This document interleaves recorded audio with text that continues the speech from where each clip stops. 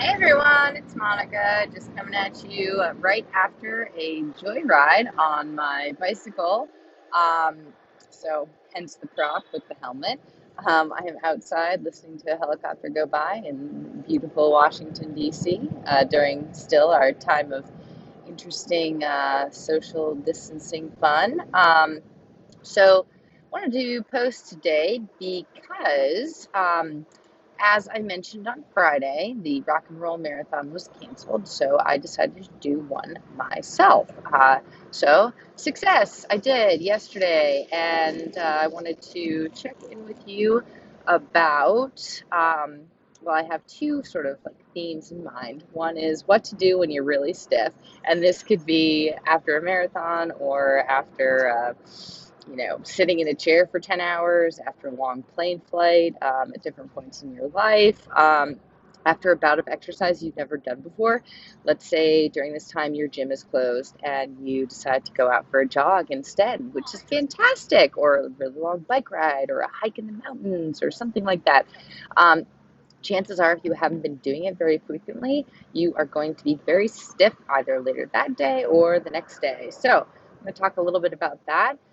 I also want to talk a little bit about circular. So, I was just listening to a podcast about how to basically create a circular world. So, first, let's talk about what to do when you're stiff. So, I did a marathon yesterday. So, I decided to go out today, this morning, with my dog and not just take her out for the normal, 3/4 mile walk, whatever, first thing in the morning, but make it an extended.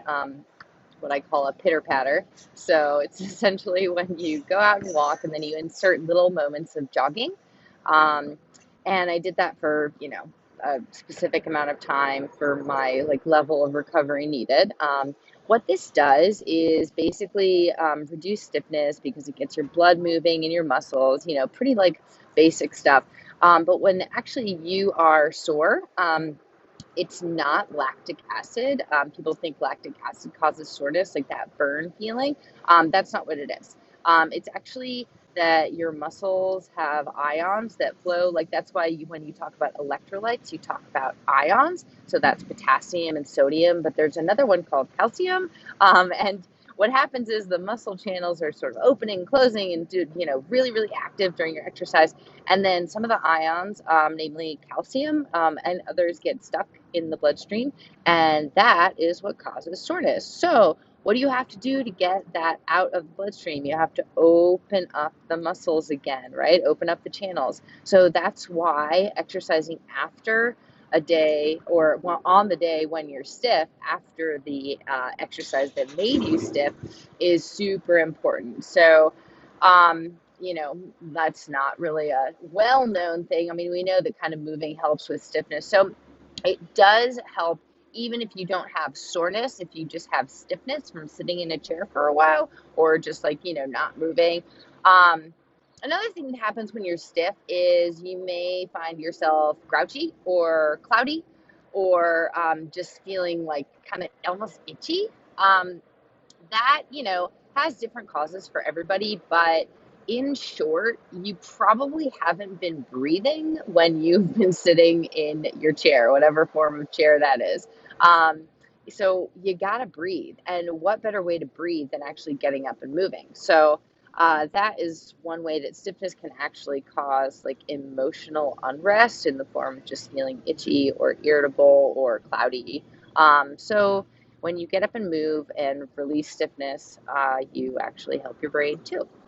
So, a quick note on a circular world, starting with the circular recovery. When you empty the tank, right, when you go out for exercise bout, you sort of empty the tank, that's what they call it.